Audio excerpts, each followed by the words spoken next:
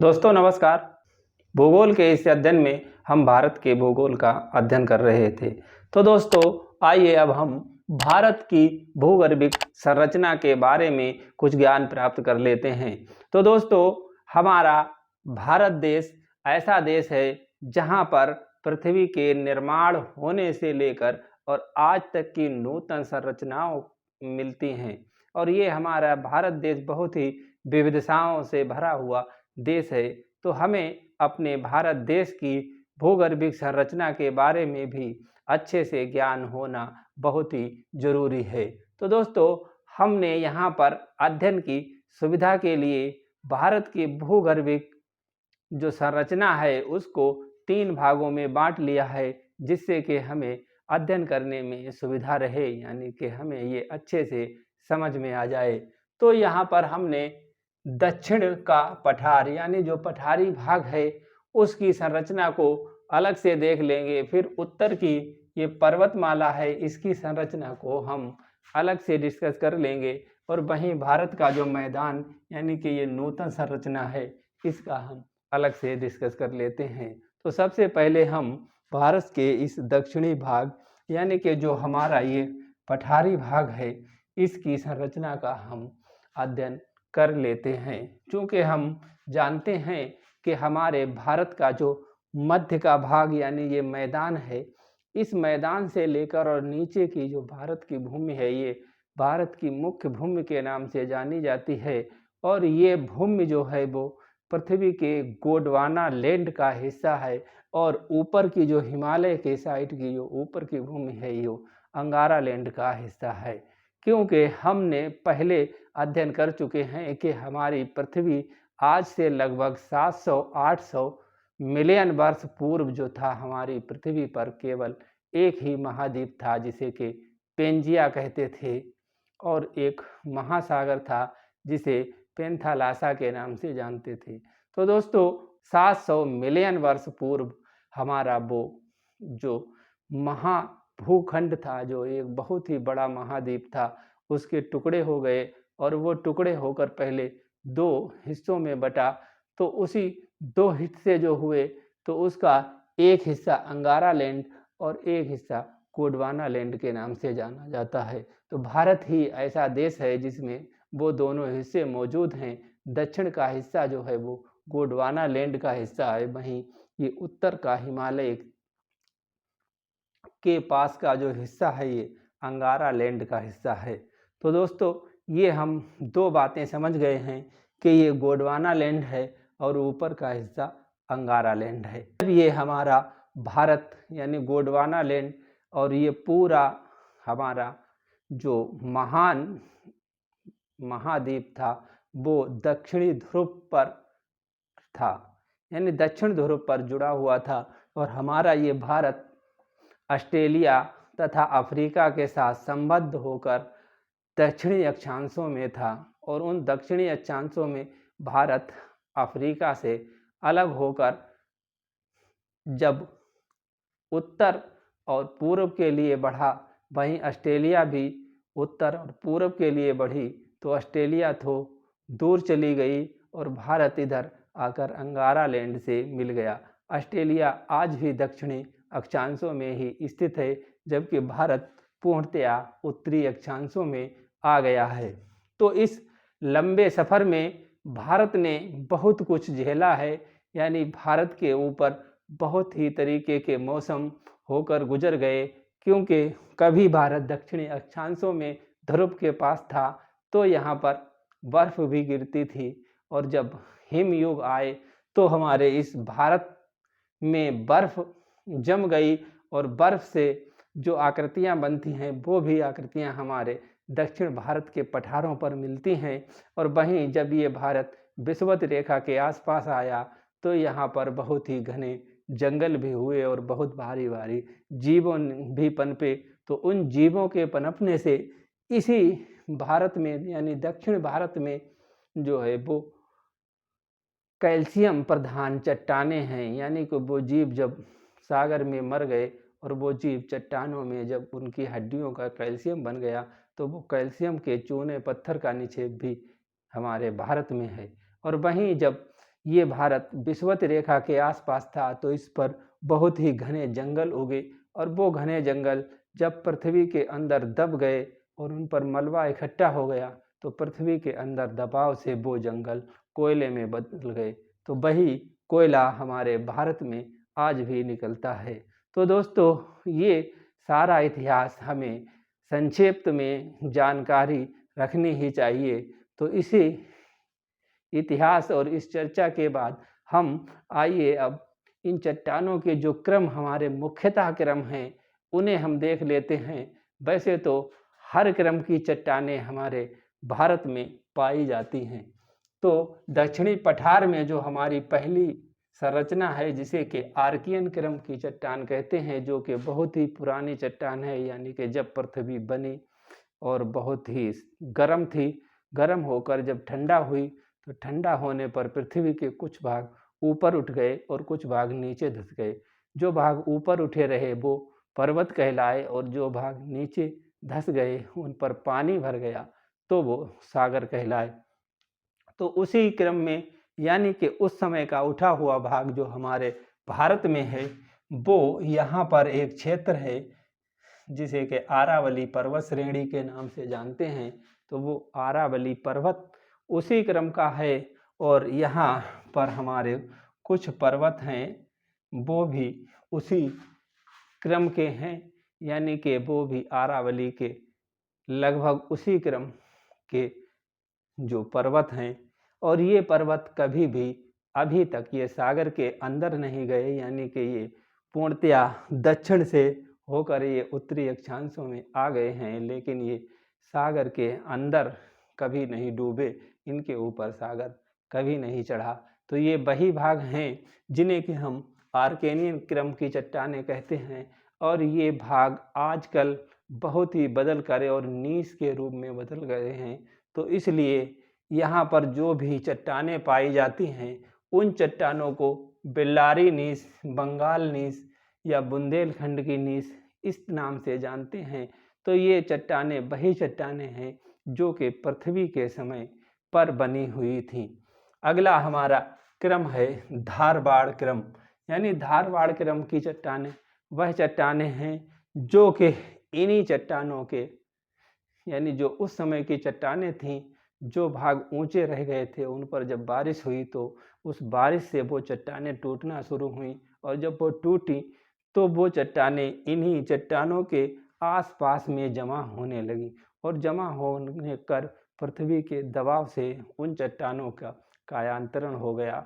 और जब वो कायांतरण या रूपांतरण हुआ तो वो चट्टानें जो निर्मित हुई उन चट्टानों को धारवाड़ क्रम की चट्टानें कहते हैं। और ये धारवाड़ कर्नाटक में एक जिला है, वहाँ पर ये चट्टानें पाई जाती हैं। तो वहाँ की मुख्यतः चट्टानों के नाम से जब अध्ययन किया गया तो कर्नाटक के यहाँ का एक धारवाड़ जिला है, उस धारवाड़ के नाम पर ही जो भी चट्टानें इधर उधर पाई जाती हैं उन सभी को धारवाड़ क्रम की चट्टानों का नाम दे दिया।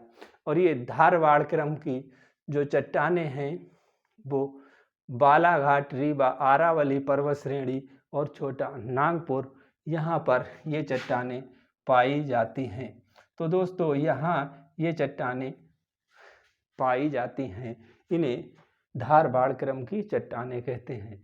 तो दोस्तों, आगे जब समय और बीता तो इन धारवाड़ क्रम की चट्टानों का भी अपक्षय शुरू हो गया और धारवाड़ क्रम की चट्टानों का अपक्षय हुआ तो ये चट्टानें वहाँ से हटकर और कुछ थोड़ा और दूरी पर ये निक्षेपित होने लगी। और जब ये चट्टानें निक्षेपित हो गईं तो एक नई चट्टान निर्मित हुई जिसे कि कुड़प्पा कालीन चट्टान कहते हैं। और ये कुड़प्पा कालीन चट्टानें आंध्र प्रदेश जो है इस साइड में यहाँ पर मिलती हैं, क्योंकि ये चट्टानें इधर के लिए बहने वाली जो नदियाँ थीं उन नदियों के द्वारा जो मलबा लाया गया उनसे बनी हुई हैं।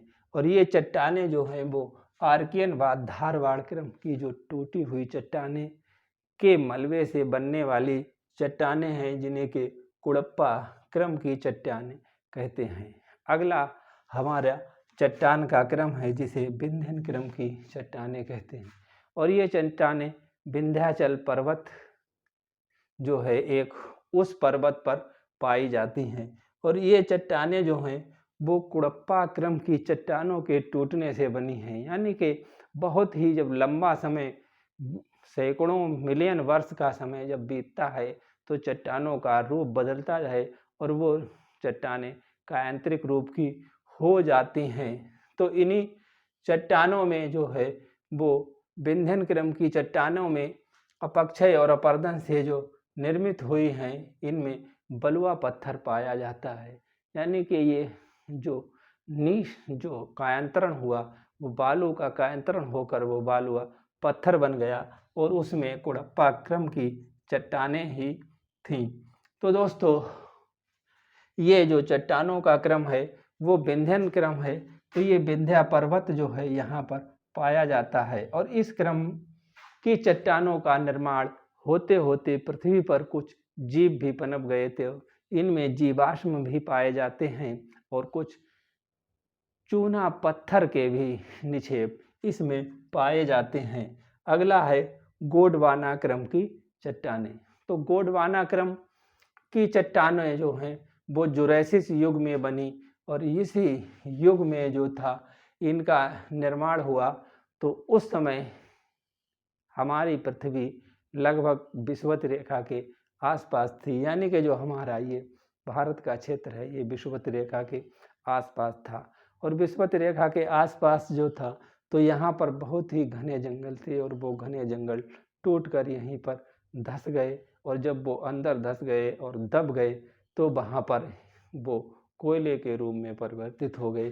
तो इसलिए हमारे इसी जो भाग है यानी झारखंड का भाग और ये भाग जो है इसमें कोयला निकलता है। तो वहाँ पर कोयला और तेल के भंडार होने की प्रबल संभावना होती है, जहाँ पर जो है वो ये गोंडवाना क्रम की चट्टानें पाई जाती हैं। तो दोस्तों अगला हमारा एक और क्रम बचा है जिसे हम दक्कन ट्रेप के नाम से जानते हैं। दक्कन ट्रेप का निर्माण तब हुआ जबकि हमारी ये भारत की मुख्य भूमि आकर और इस हिमालय पर्वत की जगह पर अंगारा लैंड जो था उससे टकराई और जब ये भूमि इससे टकराई तो इसका जो गोंडवाना लैंड की जो भूमि थी उसकी प्लेट जो थी वो अंगारा लैंड के नीचे छेपित हो गई और जब ये प्लेट इसके नीचे छेपित हुई तो इस साइड का हिस्सा जो था वो इसके नीचे चला गया और इसके नीचे जाने से इधर का हिस्सा जो था वो कुछ ऊपर उठा और जब ये हिस्सा ऊपर उठा तो जाहिर सी बात है यदि किसी भी बड़ी प्लेट का एक हिस्सा नीचे दबेगा और दूसरा ऊपर उठेगा तो उसमें यदि कहीं पर कमज़ोर भूमि होगी तो वहाँ पर टूटने की संभावना प्रबल हो जाती है। तो उसी से यहाँ पर जो भूमि थी वो टूट गई। यहाँ नर्मदा और ताप्ती जो नदियाँ बहती हैं यहाँ पर ये भूमि जो थी वो टूट हो गई और इस टूटने से यहाँ पर दरारी उद्भेदन शुरू हुआ और उस दरारी उद्भेदन से पृथ्वी के अंदर से बासाल्टिक लावा बाहर निकलकर फैल गया और ये लावा जहाँ से निकला वहाँ पर ये लावा 1500 से लेकर और कहीं कहीं जो है वो 3000 मीटर ऊंचा तक है। लेकिन ये लावा जब दूर तक फैला तो इसकी मोटाई कम होती चली गई और ये मोटाई कहीं पर 500 और 200 और 100 भी हो सकती है। लेकिन जहाँ पर ये 100 और 50 की थी वो तो टूटकर बिखर गई और उसके टूटने के बिखरने से जो है यहाँ पर जो मिट्टी काली मिट्टी का निर्माण हो गया। लेकिन जहाँ पर ये अधिक लावा जमा हुआ था वहाँ पर वो लावा आज भी जमा हुआ मिलता है। तो इससे हमारे जो है वो दक्कन ट्रेप का निर्माण हुआ है। तो दोस्तों इस तरह से हमारी पृथ्वी पर हमारे इस भारत में जो पृथ्वी पर जहाँ भी जैसी भी चट्टान मिलेगी वो सारी चट्टानें हमारे इस क्षेत्र में मिल जाएंगी। इसीलिए हमारे इस क्षेत्र में लगभग जो खनिज हैं जो हमारे इस संसार में खनिज मिलते हैं वो सभी खनिज हमारे इस भारत में भी मिलते हैं। तो दोस्तों अब हम आगे देख लेते हैं इस क्षेत्र के बाद हमारा ये उत्तर का जो पर्वतीय क्षेत्र है इसकी संरचना के बारे में भी हम देख लेते हैं। तो ये हमारा उत्तर का जो क्षेत्र है वो इयोसीन और ओलियोसीन, मायोसीन तथा प्लायोसीन युग में बना।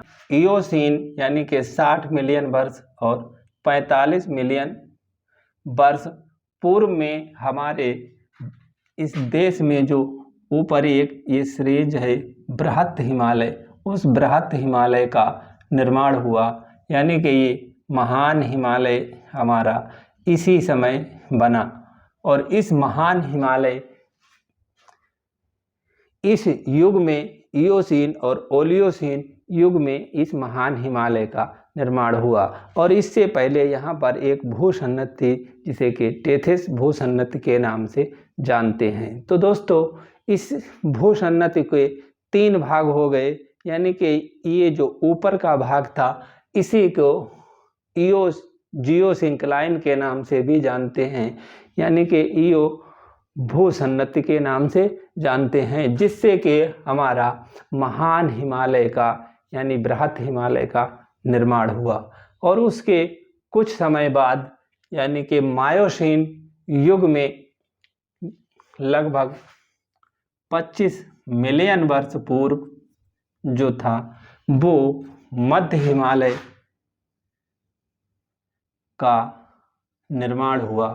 और इस हिमालय जो मध्य हिमालय है इसका निर्माण जब हुआ तो ये हिमालय बृहत हिमालय से कुछ नीचा रह गया और इन दोनों हिमालयों के बीच में स्पष्टता अंतर पाया जाता है, जिसे कि एक बृहत फॉल्ट के नाम से जानते हैं। और ये एक फॉल्ट बीच में आ गया जो एक संकरी घाटी के रूप में दिखाई देता है। अगला है प्लायोसीन। और प्लायोसीन में भी ये प्लायो जियोसिंक्लाइन इसके नीचे थी, तो ये शिवालिक जो है वो पर्वत का निर्माण हुआ जिसे आज शिवालिक के नाम से जानते हैं।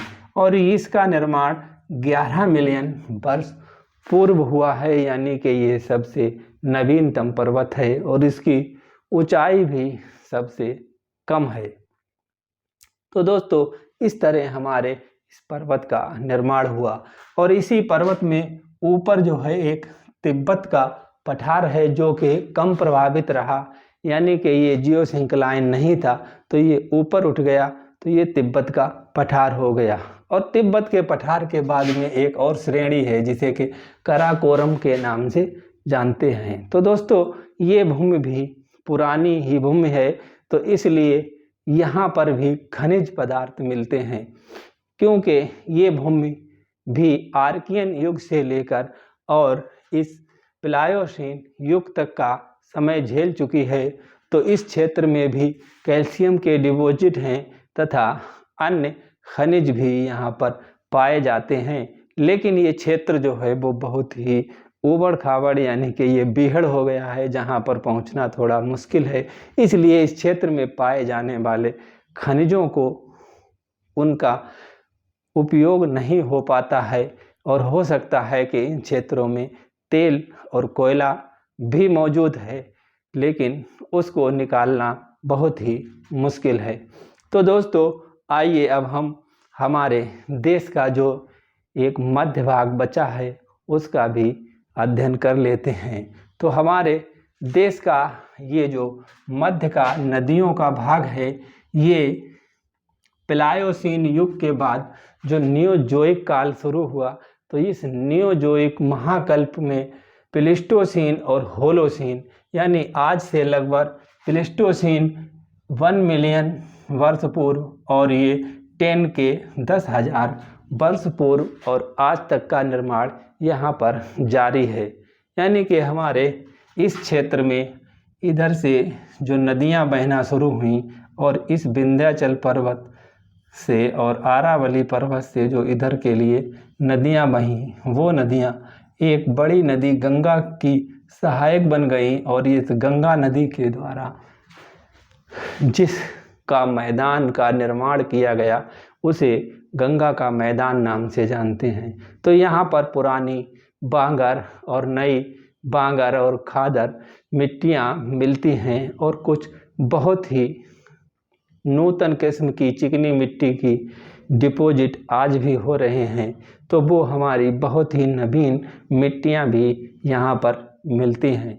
तो दोस्तों, इस तरह हमने देखा कि हमारे भारत का जियोलॉजिकल हिस्ट्री यानी कि भूगर्भिक इतिहास बहुत ही अद्भुत है। यानी पृथ्वी के निर्माण से लेकर और आज तक की हर तरीके की चट्टानें हमारे इस भारत में पाई जाती हैं। यदि इन चट्टानों का और विस्तार से अध्ययन आप करेंगे तो एक एक चट्टान के 10-10, 20-20 भाग भी हो सकते हैं। यानी कि हमारे इसी क्षेत्र में जो नूतन चट्टानें हैं, इन पर कहीं पर आपको बहुत ही कोमल चट्टान मिलेगी और कहीं पर कुछ बहुत ही कठोर चट्टान भी मिल सकती है, क्योंकि जो चट्टान प्लीस्टोसीन की है और आज तक वो दबी ही रही है तो वो चट्टान मजबूत हो गई है, और जो चट्टान अधिनूतन है यानी बहुत ही नई तरीके की चट्टान है वो आज भी बहुत मुलायम हो है। तो इसी तरह से पृथ्वी पर जो भी चट्टान जितने दिन पुरानी होती है वो उतनी कठोर हो जाती है, क्योंकि चट्टानों का रूपांतरण बराबर जारी ही रहता है। तो इस तरह से हमने देख लिया कि हमारे भारत का जो भूगर्भिक इतिहास वो किस तरह का है। तो दोस्तों, मिलते हैं अगले वीडियो में कुछ नई जानकारियाँ और लाकर। तब तक आप हमारे चैनल से जुड़े रहने के लिए चैनल को सब्सक्राइब कर सकते हैं। और हाँ, वीडियो अच्छा लगा हो तो लाइक करें, यदि अच्छा ना लगा हो तो डिसलाइक करें और कमेंट बॉक्स में बताएं कि कमी क्या रह गई है, उसे हम शीघ्र ही पूरा कर लेंगे। तो दोस्तों, मिलते हैं अगले वीडियो में। तब तक के लिए जय हिंद।